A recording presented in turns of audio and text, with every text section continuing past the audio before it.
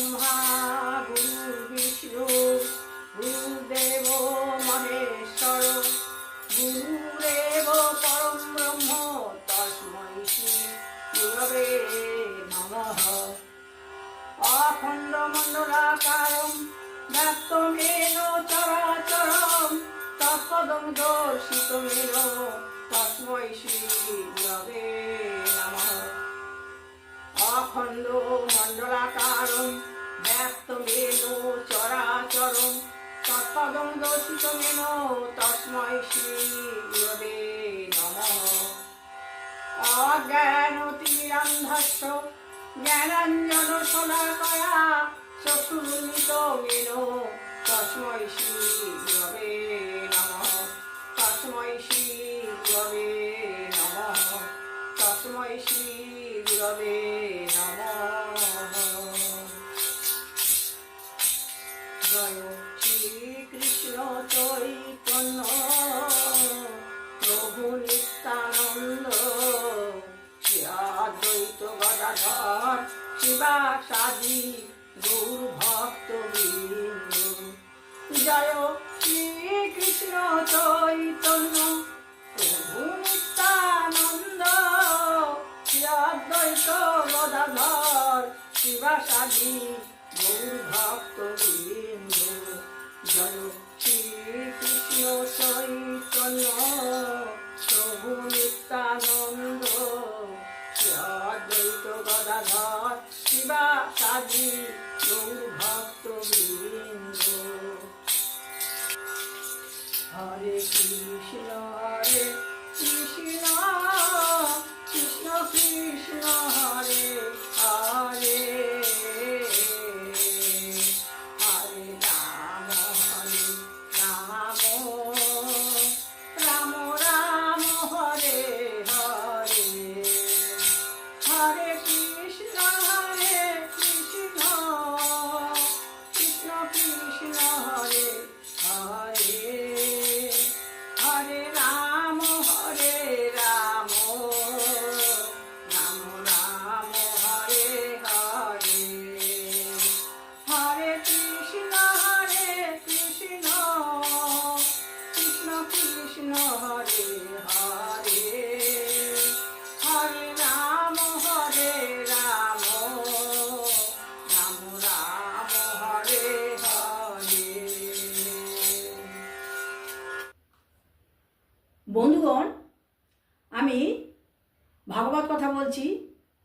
আমি ভাগবতের একটা পর্যায়ে পৌঁছে গেছি যেখানে আমি লাস্টের দিকে রাসলীলা বর্ণনা করছি। এই রাসলীলা বর্ণনা করার সঙ্গে কিছু ভূমিকা থাকে, সেই ভূমিকা আমি এখন বর্ণনা করছি। তারপর আমি রাসলীলায় প্রবেশ করব। শ্রীকৃষ্ণের সকল ইন্দ্রিয়েরই বৃত্তি আছে। শ্রীকৃষ্ণের যে ইন্দ্রিয় তার সকলেরই বৃত্তি আছে। তিনি চক্ষু দ্বারা শুনিতেও পারেন, কর্ণ দ্বারা দেখিতেও পারেন। ইহা সহসা বুদ্ধিতে গ্রহণ করা যায় না। একটি উদাহরণ দেওয়া হইতেছে। দুগ্ধ ঘনীভূত করিয়া ক্ষীর হয়, ক্ষীর দ্বারা একটি পুত্তলিকা নির্মাণ করিলে যেমন তাহার হস্তপাদি সবই ক্ষীরময় হয়, তদ্রূপ শ্রীকৃষ্ণের অঙ্গ প্রত্যঙ্গ সবই ঘনীভূত সচিদানন্দ স্বরূপ। ক্ষীরের পুত্তলিকার যে অঙ্গ আস্বাদন করা যায় সর্বত্রই ক্ষীরের আস্বাদ। সেই জন্য শ্রীকৃষ্ণের দেহে সর্বত্রই চিদানন্দের আস্বাদ। এই যেহেতু জড়দেহধারী জীবের সহিত চিদবিগ্রহ শ্রীকৃষ্ণের কোনো তুলনার অবকাশ নাই। তিনটি বৈশিষ্ট্যের কথা বলা হইল, এবার একটি বলিবেন সাক্ষাৎ মনমথ। কথাটির অর্থ হলো মদনের মনমোহনকারী, অর্থাৎ মদন মোহন। যে মদন যে রাসলীলায় প্রবেশ করবে, সেই রাসলীলায় মদনের মনমোহনকারী এবং অর্থাৎ মদন মোহন, তিনি মদন মোহন। রাসলীলায় মদনকে মোহিত করিয়া শ্রীকৃষ্ণ হয়েছেন মদন মোহন। রাসলীলায় স্বয়ং ভগবান শ্রীকৃষ্ণ মদনকে মোহিত করিয়াছেন, সেই জন্য তিনি মদন মোহন। রাসলীলা না হইলে এই তত্ত্বটি জানা যাইত না। দুই যোদ্ধা সমানে প্রবৃত্ত হইলে বোঝা যায় কে কত বীর। হাতিকে লোহার শিকলে বাঁধিলে সে তাহা ছিঁড়লে বোঝা যায় সে কত শক্তি ধরে। রাসলীলাকে বলা হইতেছে মদন সমর। রাসলীলা এমন এমন উদ্ধৃতি দিয়েছেন সুখদেব গোস্বামী যে এটা বলছে মদন সমর, মদনের সঙ্গে ভগবানের সমর। শ্রীধর বলিয়াছেন মদনের দর্প হনন করিবেন ভগবান শ্রীকৃষ্ণ। শত্রুকে পরাভূত করা চাই দুই প্রকারে, এক হইল শত্রুকে আঘাত করিয়া দুর্বল করিয়া দেওয়া, আর এক হইল শত্রুর আঘাত অবলীলাক্রমে সহ্য করিয়া তাহাকে শক্তিহীন করিয়া ফেলা। এই দুই যোদ্ধার পার্থক্য খুব বিপুল হইলে দ্বিতীয় প্রকারের যুদ্ধ করা চলে না। মদনকে দগ্ধ করিয়া শিব হয়েছেন মদন দহন, আর তাহাকে মুগ্ধ করিয়া শ্যামসুন্দর হয়েছেন মদন মোহন। যুদ্ধ করিতে রথের প্রয়োজন, মদন সমরে শ্রীকৃষ্ণের রথ চাই। বাঁশি বাজায় ডাকিয়াছেন, কে হবে আমার রথ এসো বলিয়া ডাকিছিলেন বংশী মূর্ছার দিয়া। কেহই আসো না, মদন সমরে রথ হইতে কাহাকেও সাহস হয় না, কারণ রথের উপর তো শত্রুর আঘাত আসিবে। মদনের আক্রমণ সকলেই ভয় করে, তাই কেহ আসে না। আরও ডাকিলেন, এসো তোমরা, আমি যুদ্ধক্ষেত্রে এসছি, মদন সমরে তোমরা আমার সঙ্গে এসো। এবার আসিলেন ব্রজবালাগণ, বলিলেন প্রভু আমাদের মনোরথে আরোহণ করিয়া মদন সমর করুন। বলছে আমাদের মনোরথে আরোহণ করুন এবং মদন সমর করুন। গোপীরা ভীতা নন, কারণ কামদেবের আঘাতকে তাহারাই ভয় করে যাহার হৃদয়ে আত্মেন্দ্রিয় সুখ বিন্দু মাত্রা পোষণ করে। ভোগ লালসা আছে যাদের মদনের আঘাতে তাহারাই ভীত ও ত্রস্ত হয়। পক্ষান্তরে যাহাদের অন্তরে কৃষ্ণ সুখ কামনা করে, তাছাড়া অন্য কোনো কামনা নাই, মদনের আঘাতকে তাহারাই তৃণবোধ জ্ঞান করেন। রাসে শ্যামা সুন্দর গোপীর মনোরথ আরোহণ করিয়া মথের মথিত করিয়াছেন। চরি গোপী মনোরথে মন্নথের মনমথে নাম ধরে মদন মোহন, যিনি পঞ্চস্বর দর্প স্বয়ং নবকর দর্প রাস করে লীলা লইয়া গোপীগণ। রাসে শ্যামসুন্দর যেন মদনকে কহিলেন, যত পারো তুমি বাণ নিক্ষেপ করো। মদনের ফুলের ধনু হইতে নানাবিধ পুষ্পবাণ নিক্ষেপ করিতে লাগিল। বাণ নিক্ষেপ করিতে করিতে তুল শূন্য হইয়া গেল, তাই বাণ নিক্ষেপ বন্ধ হইল। বৈষ্ণব এই পদকর্তা জগন্নাথ ঠাকুর কহিয়াছেন, টুটিল ফিরে ফুল ধনুর গুণ, কিংবা রতিরণে ভেল শুনো তুনো শুন। সমর মাছ পড়ল রাজ, রতিপতি ভয়ে ভাগে। এতক্ষণে কুসুমবার নিক্ষেপ করিতেছিলেন, হঠাৎ বন্ধ হইল কেন? ফুলের ধনুর গুণ ছিলা কি ছিঁড়িয়া গেল, কিংবা তুনের বাণ ফুরাইয়া গেল? যেটাই হোক, রতিপতি সময়ের মধ্যে লজ্জা পাইয়া ভয়ে ভাগিয়া গেলেন। মদন ভয়ে রাসলীলা থেকে ভাগিয়া গেল। রণে পরাজিত হইয়া মদন রাসলী হইতে পলায়ন পর হইলেন, সখীদের হাতে ধরা পড়িয়া গেলেন। যখন পালাচ্ছিল তখন মদন সখীদের হাতে ধরা পড়িয়া গেলেন। শেষে অপরাধের জন্য নাকে খত দিলেন আর প্রতিজ্ঞা উচ্চারণ করিলেন, রাসলে ছাড়া আমি কখনো প্রবেশ করিব না। যাহারা এই লীলার কথা শ্রবণ করেন, শ্রদ্ধার সহিত তা বর্ণনা করেন, তাদের হৃদয় কাম অচিরে দূর হইয়া যায়। তাহার পর আঘাতিকা প্রেম ভক্তির উদয় হয়। মদন আজও অনুগত ভৃত্য হইল। সে ছিল ভজনের বাধক, আর সে হইল সাধক। সে মনকে টানিত শ্রীকৃষ্ণ হইতে বিপরীত মুখে, আর সে চিত্তকে শ্রীকৃষ্ণের দিকে ফিরাইয়া দিতে বাধ্য হইতেছে। কাম আজ কৃষ্ণমুখী। রাসলীলার মদন সময়ে পরাভূত হওয়ার এমনভাবে তার দর্প খর্ব হইয়াছে যে সে আজ ভোগমুখীকে কৃষ্ণমুখী করিবার সহায়তা করিতেছে। রাসলীলা বর্ণনান্তে শ্রী সুখদেব গোস্বামী ফলশ্রুতিতেই কহিয়াছেন। এই কয়েকটি বৈশিষ্ট্যের কথা বলিয়া তিনি রাসলীলার অভিনব ব্যাপারের দিকে দৃষ্টিপাত করিতেছেন। এই দৃষ্টান্তে বোঝা গেল গোপীগণ শ্রীকৃষ্ণ হইতে অভিন্ন বস্তু, তাহার স্বরূপ।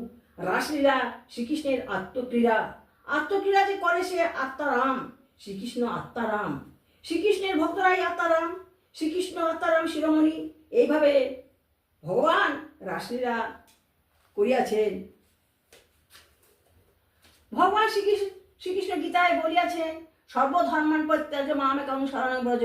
সবকিছু সারিয়া তুমি আমার শরণ লাও। রাসলীলায় গোপীগণ সর্বকিছু ছাড়িয়া শ্রী গোবিন্দের পদপদ্মে নিজেকে সঁপিয়া দিয়েছেন। সুতরাং রাসের লক্ষ্য হইল নিবৃত্তির সংবাদ দেওয়া, নিবৃত্তি পরে অঞ্চাধ্যায়ী। যদি বলেন কথা নিবৃত্ত হইতে পারে, কিন্তু ভাব ভাষা তো প্রবৃত্তির, তা বটে। শৃঙ্গার কথা ছলে পরম নিবৃত্তির সংবাদ বলা হইয়াছে। গোপী গোবিন্দের ভোগলীলার আবরণে পরম আত্মসমর্পণের লীলা এরূপ কহিলেন কেন? যাহারা ভোগ আকৃষ্ট, তাহাদেরকে আকর্ষণ করবার জন্য ত্যাগীরা ত্যাগের কথা শুনে, ভোগীরা ভোগের কথা শুনিতে চায়, ভোগীরা ত্যাগের কথা শুনিতে চায় না। আজ রাসলীলায় ভোগীকেও ত্যাগের কথা শোনানো হইয়াছে, ভোগের কথা ব্যবদেশে পরম ত্যাগের কথা বলা হইয়াছে। ভগবান রন্তু মনুষ্যচক্রে ভগবান ক্রীড়া করিতে ইচ্ছা করিলেন, ভগবানের ইচ্ছা জাগে। পরপর কয়েকটি ইচ্ছার সংবাদ আমরা পাইয়াছি। এক ছিলেন তিনি, এক এবং অদ্বিতীয়। ইচ্ছা জাগিল সৃজন করিবার, সৃজনেচ্ছার নাম শিশিক্ষা। এই শিশিক্ষা বলত এক বহু হইলেন, এক হইতে অনন্ত বৈচিত্র্যময় সৃষ্ট ব্যক্ত হইল, আজও হইতেছে, শিশিক্ষা লীলা চলিতেছে। আবার জাগিল যুদ্ধ করিবার ইচ্ছা, যুদ্ধ করিবার ইচ্ছা নাম যুদুৎসা। এই যুদুৎসার জন্য নিজ প্রিয় বৈকুণ্ঠের দ্বার পার্বণকে শত্রু সাজাইলেন। একবার নয়, বারবার, তিনবার। একবার হিরণ্যকশিপু হরিণাক্ষ, আর একবার রাবণ পূর্ণ কুম্ভকর্ণ, আর একবার দন্তবক্র শিশুপাল। সঙ্গে সঙ্গে নিজে সাজিলেন নরসিংহ, রাম, বাসুদেব। হইল কত যুদ্ধ, সেই কাহিনী ভরা পুরাণ, রামায়ণ, মহাভারত আদি। আজ জাগিয়াছে রমণ করিবার ইচ্ছা। রমণ ইচ্ছার নাম বিরসা, রিরিংসা, শিশিক্ষা ও যুদুৎসা ঘটাইয়াছেন। লীলা সৃষ্টি এবং যুদ্ধলীলা। আজ ইরংসা ঘটাইবেন রাসলীলা। রাসলীলা আনন্দরসের খেলা, প্রেমের উচ্ছ্বাস, উদ্বেগ উচ্ছ্বাস, আনন্দ কোন পুরুষের সমাধু আস্বাদনের এক অভিনব বৈচিত্র্য বিলাস। ভগবান পূর্ণস্বরূপ পুরুষ, পুরুষোত্তম, তার কোনো স্বাদ অপূর্ণ থাকিতে পারে না। তবুও তার ইচ্ছা জাগে ক্রিয়ার জন্য, আনন্দ আস্বাদনের জন্য। জীবের চিত্তে বাসনা জাগে অভাবের তাড়নায়, দুঃখ দূর করবার জন্য। শ্রী ভগবানের অন্তরে বাসনা জাগে পূর্ণতার উন্মাদনায়। শ্রী ভগবানের অন্তরে বাসনা জাগিল পূর্ণতার উন্মাদনায়। আর জাগিল প্রেমাতুর ভক্তের আকুল ইচ্ছাকে পূর্ণ করিবে প্রেমাধীন ভগবানের এই স্বভাবগত মহিমায়। গোপীগণ আছেন দীর্ঘ অপেক্ষায়, বস্ত্রহরণের দিনের কথা দিয়েছেন। আগামী শারদ পূর্ণিমা রজনীতে মিলিত হইবে তোমরা আমার সঙ্গে। তারপর কত রজনী গিয়াছে, বস্ত্রহরণ হইয়াছে। হেমন্তকালে বৎসর প্রায় ঘুরিয়া শরৎকাল আসিয়াছে। রজনীর পর রজনী কাটিয়া গিয়াছে উদ্বেগ উৎকণ্ঠায়। উৎকণ্ঠা বর্ধিত হইতে হইতে চরমে পৌঁছাইছে। ভক্তের কার্য শেষ হইয়াছে, তাই আজ ভগবানের ইচ্ছা জাগিয়াছে।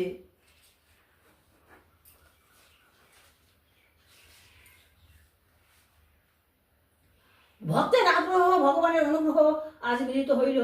আজ নিশ্চয়ই মিলনানন্দ পূর্ণ হইবে। গোপী গোবিন্দের মিলনানন্দের চরম বিকাশী রাস। রস শব্দটির মধ্যে হইতে আকার দিলে হয় রাস। রস শব্দটি লোকে শুনিয়াছে, তাহার আকার কেহ দেখে নাই। আজ দেখিবে শ্রুতিতে আছে ব্রহ্ম রসস্বরূপ, রসবৈষ। সেই স্বরূপের মূর্তি এ পর্যন্ত কারো দৃষ্টিগোচর হয় নাই। আজ রাসে তাহা প্রকটিত হইবে। সন্দেশটি মিষ্ট ইহা একটি কথা মাত্র। রসনার সঙ্গে সন্দেশটির মিলন হইলে তবেই ওই কথাটি মূর্তি ধারণ করে। সেরূপ রস শব্দটি আজ আকারিত হইয়াছে, প্রকটিত হইবে গোপী গোবিন্দের মহামিলনে। প্রকটিত রসের নাম রাস। রস প্রকটিত হয় আস্বাদনে, আস্বাদনমান রসই রাস। রসনার সঙ্গে গাঢ় আলিঙ্গনে একত্রতা প্রাপ্ত সন্দেশটি মধুর। ওই আলিঙ্গনের পূর্ব পর্যন্ত মধুরতা একটি কথা মাত্র। রাসলীলা করিবেন যোগমায়া মুপাশ্রিত। লীলায় আশাবধী যোগমায়ের হাতেই আছেন। আসিয়া আবার আগেই যোগমায়া দেবীকে পাঠাইয়াছেন। গচ্ছ দেবী ব্রজং ভদ্রে, এই কথা বলিয়া তিনি বলেছেন আত্মমায়া যোগমায়া তাহাকে লইয়াই আসেন। তাহার দ্বারা ঢালিয়ায় চালিত হইয়া এই রস। যোগমায়ার দ্বারাই ভগবান এই রাসলীলা করিবেন। আজ রাসের দিনে সেই জানা কথাটাই আবার বিশেষ করিয়া বলা হইল। সর্বদাই আছেন যোগমায়া আশ্রিত, আজও হইলেন উপাশ্রিত। উপঅর্থে অধিক কেন? অনলে নাই যোগমায়ার অধীনতার মধ্যে নিজের স্বাধীনতা কিছু রাখেন, আজ আর রাখিবেন না। নিজ স্বাধীন ইচ্ছাকে একেবারেই বিসর্জন দিলেন, যোগমায়ের হাতে নিজেকে সঁপিয়া দিলেন। কি যে ঘটিবে, যোগমায় কি যে ঘটাইবেন, তাহা যোগমাই জানেন, কৃষ্ণও জানেন না, গোপিকারাও জানেন না। আমি না জানি, না জানে গোপীগণ। ভগবান বলছেন আমিও জানি না, গোপীগণও জানে না। যোগমায়ের আশ্রয়ের অন্য প্রকার তাৎপর্য আছে। মায়া শব্দের অর্থ হইল কৃপা, মায়া দম্ভে কৃপায়াঞ্চ। যতখানি কৃপা দৃষ্টির উদয় হইলে ভক্তের সঙ্গে জীবের সঙ্গে তাহার যোগ হওয়া সম্ভব। আজ লীলা ততখানি কৃপা শক্তির আশ্রয় লইলেন। আজ এমন কৃপার প্লাবন আসিবে যে সকলেই রসের তরঙ্গে ডুবিবে।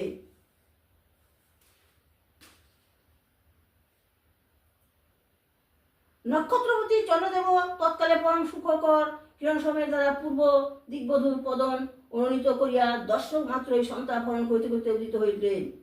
এবার রাসলীলায় চন্দ্রদেব উদিত হলেন, এমনভাবে উদিত হলেন যে সমস্ত কিছু মানে দর্শন করতে পারেন।